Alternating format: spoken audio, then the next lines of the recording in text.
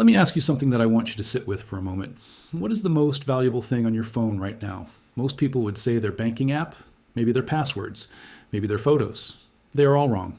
The most valuable thing on your phone is something you give away for free dozens of times a day without thinking about it for even a single second. It is your voice. And right now, there are criminal operations running around the clock with one mission: to steal it from you in under 3 seconds. Today, I'm going to show you exactly how they do it, the 2 specific words that hand them everything they need, and a precise 3-step script that makes you completely untouchable. My name is Dr. Victor Tan.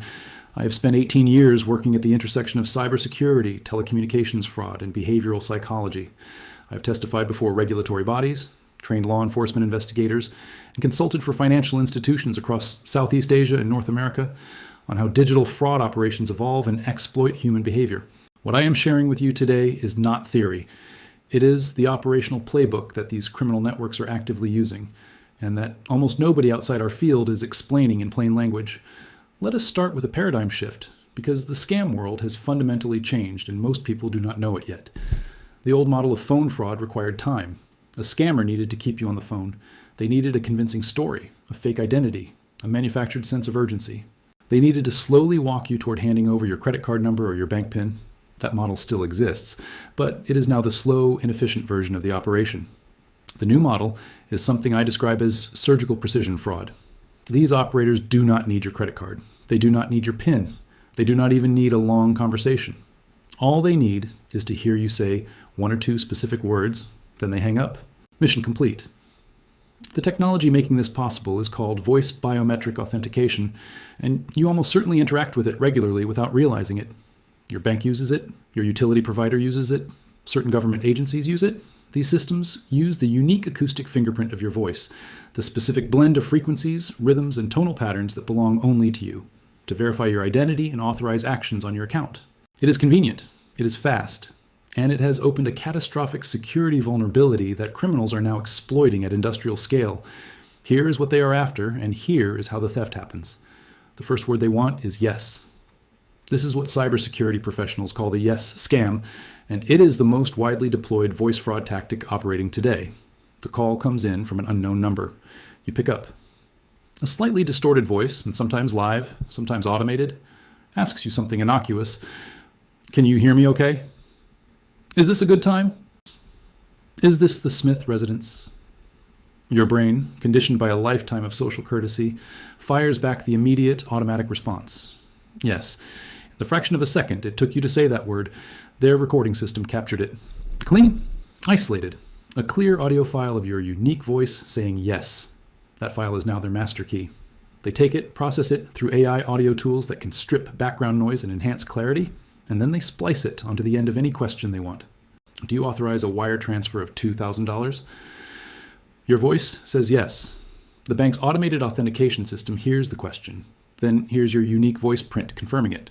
Transaction approved. You will not find out until you check your statement, if you check at all. The second word is more subtle, but its long-term damage can be far more extensive. I call this the identity confirmation trap, and it centers on the phrase, I am. The call comes in. The voice on the other end says something like, Hi, I'm trying to reach Jennifer. Is this her? Or who am I speaking with? And your social programming does exactly what it was designed to do since childhood. You want to be helpful, you want to be direct. You say, yes, this is Jennifer, or I am Jennifer. And with those 3 words, you have just done something with consequences that extend far beyond that single call. What you have done is transform your phone number from an unverified entry in a scammer database to a premium, confirmed lead attached to a named individual with a verified live number. On the underground markets where phone number lists are bought and sold between criminal operations, a verified number with a confirmed name attached to it is worth dramatically more than an unverified one. You have not just confirmed your identity to one scammer. You have effectively auctioned it to every operation that buys from that list.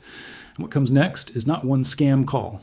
It is a cascade of increasingly targeted, increasingly sophisticated attacks, because they now know exactly who you are and that you answer your phone. Now I am going to give you the tool that neutralizes both of these threats completely.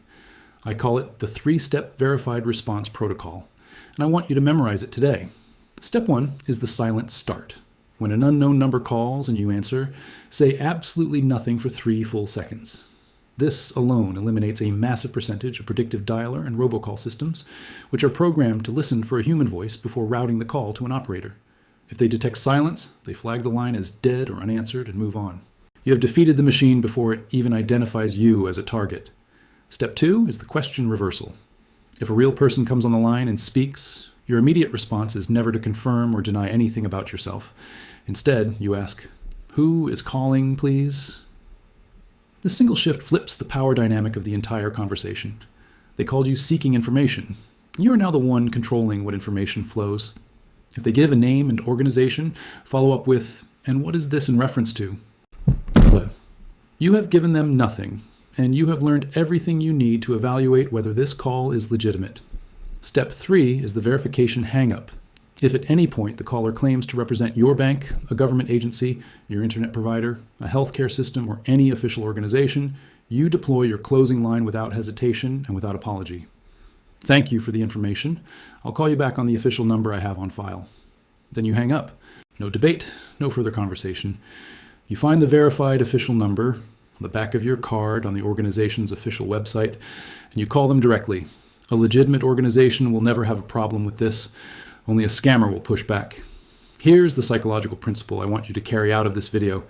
Every single scam call targeting you is built on one foundational assumption: that your social conditioning will override your protective instincts. They are counting on the fact that you were raised to be polite, to be helpful, to answer questions when someone asks them.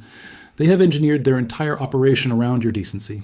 Refusing to say yes to a stranger who called you out of nowhere is not rude. Refusing to confirm your identity to an unverified caller is not impolite.